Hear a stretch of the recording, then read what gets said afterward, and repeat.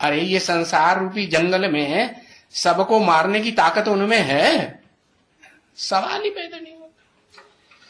तो तुम बनते हो हैं? अरे ये जो सुदामा था ना, गरीब था कि साहूकार था? गरीब था है। और बाप ने आके क्या बनाई दिया है?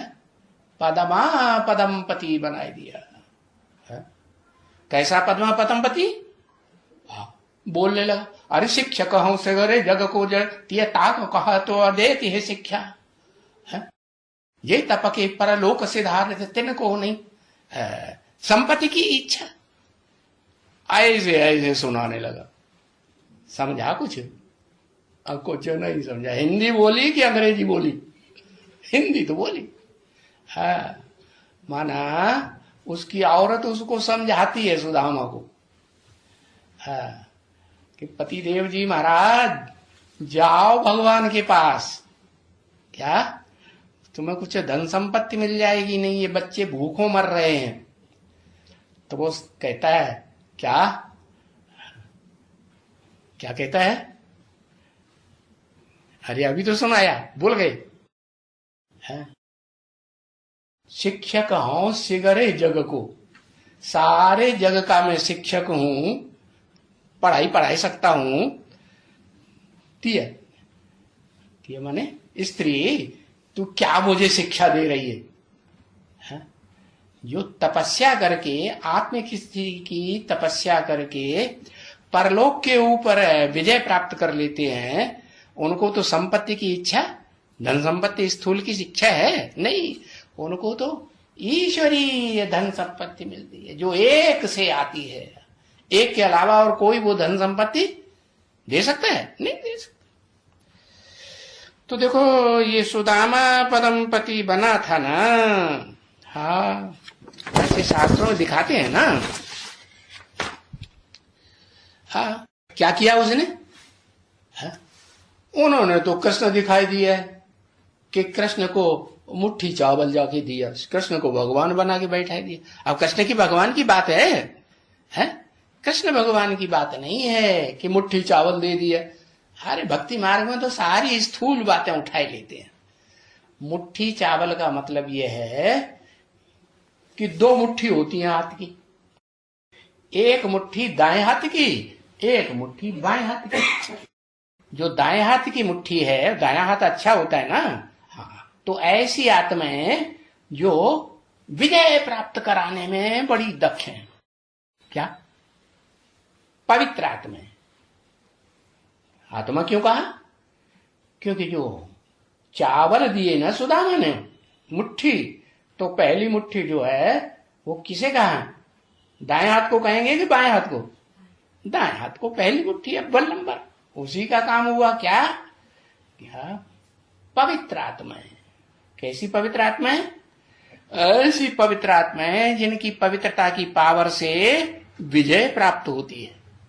हाँ, और दूसरी मुट्ठी दाएं हाथ की, बाएं हाथ की, उसमें ऐसी आत्माएं जो पवित्र नहीं रह सकी। क्या?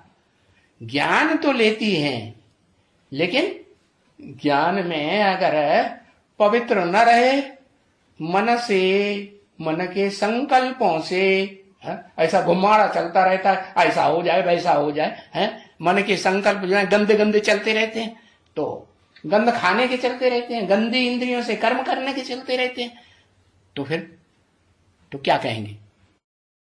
हाँ, अपवित्रता। ऐसे ही वाचा, वाचा अंदर से भी चलती है और वाचा बाहर से भी निकलती है। जो कौन सी ज्यादा पावरफुल? एक संकल्पों की वाचा होती है जो अंदर अंदर चलती रहती है, तो अंदर अंदर संकल्पों की वाचा ऐसी चलती है, ये बात वो बात ऐसी, माने गंदे गंदे संकल्प चलते रहते हैं, तो वो वाचा भी पवित्रता को धारण करने वाली कहेंगे? नहीं कहेंगे। फिर तीसरा कर्मेंद्रिय, ज्ञानेन्द्रिय, तो उनमें भी अगर विचार दोष आता है, एक के अलावा दूसरे का संग करते हैं, चाहे ज्ञान इंद्रियां हो चाहे कर्मेंद्रियां हो, और कर्मेंद्रियों में चाहे भ्रष्ट इंद्रिय हो, तो फिर उसको पवित्र कहेंगे? पवित्र तो नहीं कहेंगे। तो देखो, बाप कहते हैं कि सुदामा की जो बाएं हाथ की मुट्ठी का चावल है वो रुद्रमाला की यादगार है। रुद्र माने जो रौद्र रूप धारण करते हैं। रौद्र रूप सतो प्रधानता को कहेंगे, रजो प्रधानता को कहेंगे या तमो प्रधानता को कहेंगे? है किसको कहेंगे? तमो प्रधानता को कहेंगे। तो तमो प्रधान जो है देवता कौन सा गाया हुआ है? शंकर गाया हुआ। तामसी कर्म करने वाला है। तो बताया वो बाएं हाथ का जो आत्माएं हैं, वो आत्माओं का मुट्ठी संगठन जो है वो रुद्रमाला के रुद्राक्ष गणों की यादगार है। उनको क्या कहेंगे? पहले से ही पवित्र होती है या उनको अपवित्र कहेंगे? अपवित्र कहेंगे। तो देखो सुदामा का जो शास्त्रों में मिसाल दिया हुआ है कि 2 मुट्ठी चावल दे दिया है,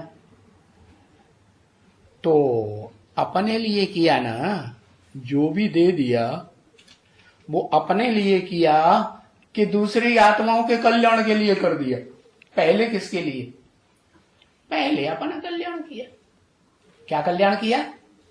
कि रुद्रमाला की है जो रौद्र रूप धारण करने वाली तामसी आत्माएं हैं, उनको संगठन बना के, माला रूपी संगठन बना के अर्पण कर दिया शिव बाबा को।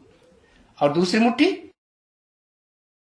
वो अव्वल नंबर की मुट्ठी जो पवित्र आत्माओं की मुट्ठी है, पवित्र संकल्प, पवित्र वाचा, पवित्र कर्मणा, कर्मेंद्रियों से भी गंदा नहीं, तो ऐसी आत्माओं का संगठन भी बनाया या नहीं बनाया? ऐसी आत्माओं का संगठन रूपी माला बनाई और वो भी शिव बाबा को अर्पण कर दी। तो देखो ये जो कुछ भी अर्पण किया, जो दान दिया, श्रेष्ठ थे श्रेष्ठ को, शिव बाबा से श्रेष्ठ इस दुनिया में पाठ बजाने वाला कोई हो सकता है? कोई नहीं हो सकता। तो श्रेष्ठ थे श्रेष्ठ को जो अर्पण किया है वो अपने लिए तो किया ना। पहले अपने लिए। 6 जनवरी 1968 की प्रातः क्लास का 4था पेज, शनिवार। तो देखो भक्ति मार्ग में उन्होंने 2 मुट्ठी चावल उठाई लिए। अरे उन्हें स्थूल चावलों की बात नहीं है, वो तो कोई भी दे देगा। जो गरीब होगा, गरीब से गरीब होगा, वो भी दे सकता है प्रयास करके। चल उस सुदामा ने तो अपना कमाया हुआ तो नहीं दिया, वो तो भीख मांग मांग के लाता था और उसके पास रोज का लाता था, रोज का खाता था, वो भी नहीं बचता था। तो उसकी पत्नी ने क्या किया? पड़ोस में से जाके 2 मुट्ठी चावल मांग लाई। क्या? तो फिर वो सुदामा जाकर के अर्पण कर दिया। तो बहुत लिया या थोड़ा लिया? बहुत थोड़ा लिया, बहुत लिया। तो देखो बाप बैठ करके समझाते हैं इन बातों के रहस्य को। बच्चे ये तो तुमको पढ़ाई में पढ़ाता हूं। कैसी पढ़ाई? गुह्यात् गुह्यतरम ज्ञानम, गीता में लिखा है ना। और पढ़ाई देखो कितनी ऊंची पढ़ाई है।